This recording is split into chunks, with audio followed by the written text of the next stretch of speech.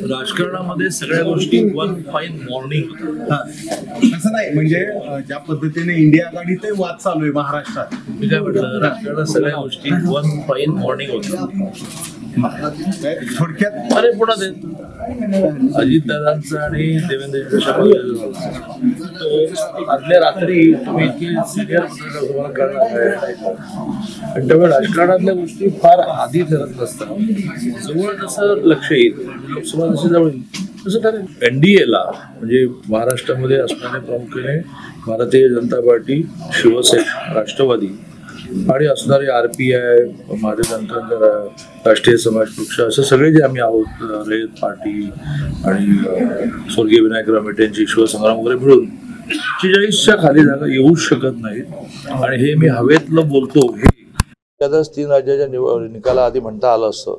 3 राज्याच्या निकालानंतर हे सिद्ध झालं की एक सायलेंट वोटर असा आहे की जो मोदींचा लाभार्थी आहे. अजून कुठलाही निर्णय झाला नाही. आता प्रायमरी बसणं सुरू झालेलं आहे. निवडणूक हा प्रकार असा आहे की तो जवळ आल्याशिवाय तापत नाही. मागास आयोगाची समिती ही घटनेचा पार्ट आहे.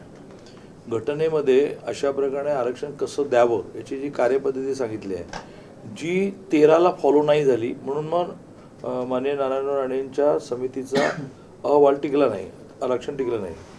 पण देवेंजींनी जी समिती नेमली त्याचं टिकलं हायकोर्टाचं, कारण ती घटनेप्रमाणे तयार झाली आणि त्यामुळे घटनेने त्यांना मार्गदर्शक तत्व दिली आहेत. ती क्रॉस करून त्यांना अहवाल करताच येणार नाही आणि त्यामुळे कोणी कोर्टात भेट देण्याची आवश्यकता नाही. जर अशा प्रकारे घटनेतल्या मार्गदर्शक तत्वापेक्षा वेगळं मागासाहेबांनी काही केलं तर कोर्टात टिकणार नाही. सरकार या सगळ्या गोष्टी अतिशय सतर्कतेने मॉनिटर करत आहे. शेवटी असं आहे ना की आंदोलन करणं हे हा आपल्या देशातल्या लोकशाहीने दिलेला अधिकार आहे. त्यापासून कोणाला थांबवता येणार नाही. ती आंदोलनं शांततेने व्हावीत अशा प्रकारचा प्रयत्न शासनाचा राहील. त्याच्यापूर्वी तोडगा निघेल असे जे सांगितलं होतं 20 तारखेपूर्वी, तशी काही शक्यता आहे शासनाकडे? प्रत्येक गोष्ट व्हायला एक विशिष्ट वेळ लागतो. मागच्या वेळेला 14 ते 19 म्हणजे देवेंद्रजी मुख्यमंत्री असताना या सगळ्या प्रक्रियेमध्ये मी इतका इन्व्हॉल्व होतो तेव्हा मला माहिती आहे 1 वर्ष लागलं मागास आयोगाला अहवाल तयार आणि त्यामुळे तो हायकोर्टात टिकला. तो सुप्रीम कोर्टात टिकला नाही याचं कारण आपल्याला माहिती आहे की तो हायकोर्टात इतका प्रभावीपणे मांडता आला नाही. तो काय आता माझा विषय नाही, तर आत्ता मी 4 मुद्दे सांगेन की कसं दुर्लक्ष झालं. त्यामुळे 1 वर्ष तरी लागणार एवढ्या मोठ्या 12.5 कोटीच्या महाराष्ट्राला 3-3.5 कोटीपेक्षा सुद्धा जास्त मराठा संख्या असल्यामुळे मराठा समाजाचा हा काय म्हणतात डाटा कलेक्ट करायला वेळ लागेल. पण यावेळीची परिस्थिती पाहता आणि आधी सर्वेक्षण झाल्यामुळे त्याचा लाभ होईल, आपल्याला त्याचा आधार घेता येईल. एवढा वेळ लागणार नाही 1 वर्ष, पण माहीत नाही.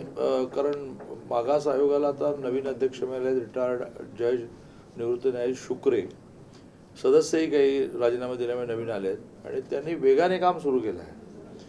माननीय मुख्यमंत्री महोदयांबरोबर त्यांची बैठक झाली, त्या बैठकीत मी होतो. तर मुख्यमंत्री महोदयांनी सूचना दिल्या आहेत की आम्हाला विषय लवकरात लवकर संपवायचा आहे. पण त्यांचा अहवाल तयार झाल्याशिवाय मुख्यमंत्री महोदयांनी जी घोषणा केली आहे की मी वेगळं अधिवेशन यासाठी बोलवणार आहे, पण ते वेगळं अधिवेशन बोलवण्यापूर्वी अहवाल तयार होऊन अहवालामध्ये मराठा समाज मागास आहे असं अहवालाने म्हणायला लागेल.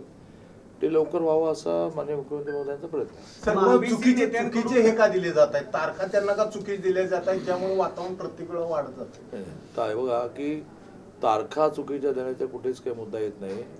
शेवटी ज्या विषयाला जो वेळ लागेल तो लागेल आणि त्यामुळे एखादी तारीख दिली त्या तारखेपर्यंत पूर्ण होईल असं वाटलं.